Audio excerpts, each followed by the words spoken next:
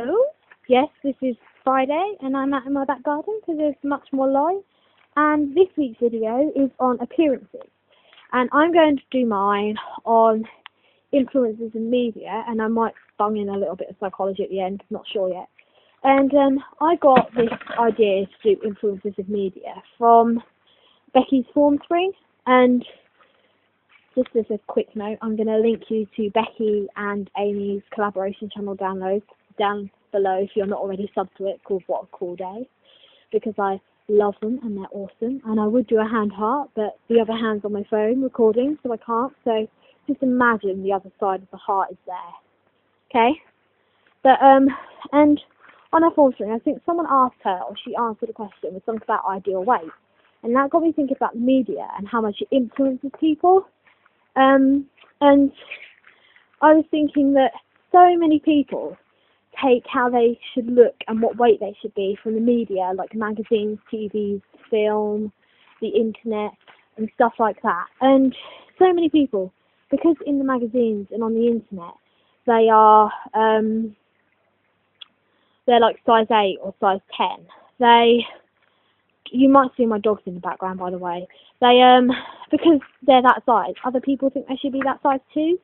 So they start starving themselves, and they get eating disorders such as bulimia and anorexia, or they go on diets, like radical ones, like they'll only eat squeezy cheese for like 3 months, and then they've lost the weight that they want to lose, so they eat again, and they put on the weight again because it was just a radical diet, and they put on more weight because they haven't been eating properly for the past 3 months.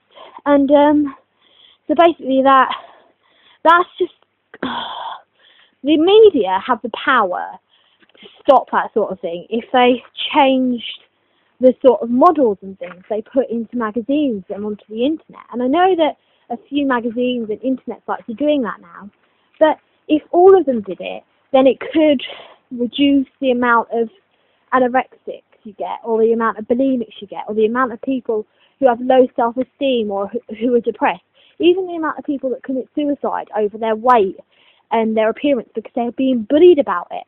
And it can stop bullying in schools, because then people who bully them won't think that they're meant to be a different weight or they're meant to look different.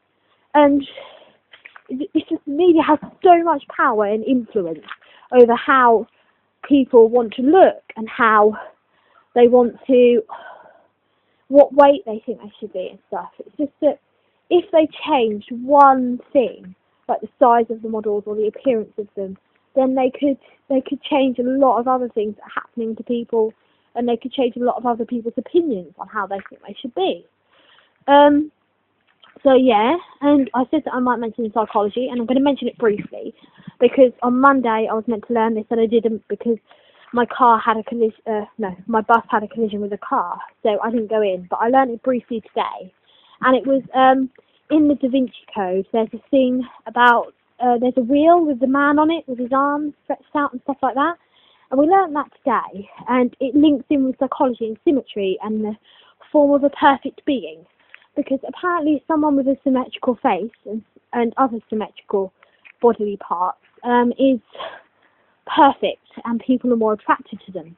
And there's this mask thing that you can use to check whether you have perfect symmetry of the face, where you lay it over photographs of yourself.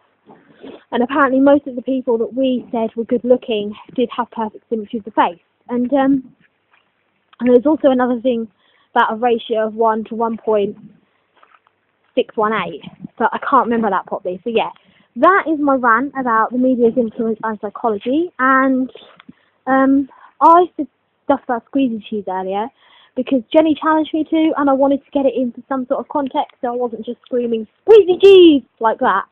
So I'm going to challenge Caitlin, and today, well on Monday, she has got to do a video in one take with no edits, and she's not allowed to cut it or anything or pause it at any time, like me and Caitlin do, because not me and Caitlin, like me and Katrina do. Me and Katrina, because she has to do it on her webcam and I have to do it on my phone at the moment. I should be getting a video camera at Christmas. We have to do it in one take, so she's got to do that. And I wish her luck with that. And I'm going to leave you with this message as a goodbye, the game. And I will see you next Friday.